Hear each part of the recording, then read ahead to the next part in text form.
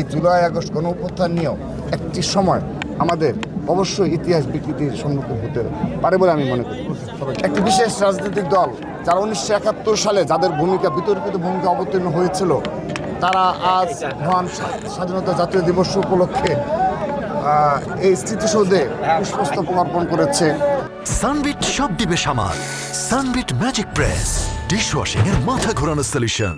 কিন্তু তারা সেখানেও স্লোগান দিয়েছে এবং তাদের মতো করে বক্তব্য রেখেছে, কিন্তু তাদের কিছু 25শে মার্চ সে কালো রাত নিয়ে এবং তাদের সেই দীর্ঘ 9 মাসের যে লড়াই সংগ্রামে আমাদের যে নারীরা মা বোনরা সম্মান হারিয়েছে এবং যারা শহীদ হয়েছে তাদের পেছনেও যে বেশ কিছু রাজাকার এবং আল বদর বাহিনীর যে ভূমিকা ছিল, আল শামস বাহিনীর ভূমিকা ছিল, এই ইতিহাস বিকৃত হচ্ছে।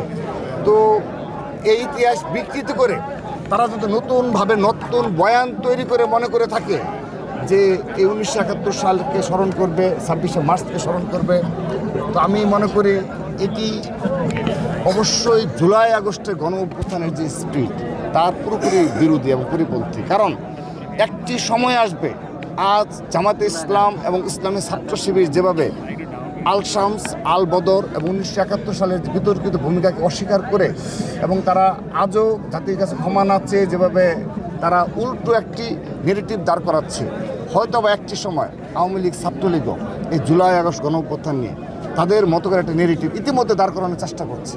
অর্থাৎ এইভাবেই কি যাবে আমাদের যুগের পর যুগ একটি দেশ? এভাবে তো চলতে পারে না। সেজন্য আমি তাদের প্রতি অনুরোধ রাখবো, তারা যেন ইতিহাসের যে দায় রয়েছে তারা সেটি স্বীকার করে নেয়, সত্য স্বীকার করে তারপর তারা রাজনীতি করে, কোনো সমস্যা নেই। কিন্তু ঠিক একইভাবে এটাই যদি বিচ্যুতি ঘটে, এই জুলাই আগস্ট গণ অভ্যুত্থান নিয়েও একটি সময় আমাদের অবশ্যই ইতিহাস বিকৃতির সম্মুখীন হতে পারে বলে আমি মনে করি।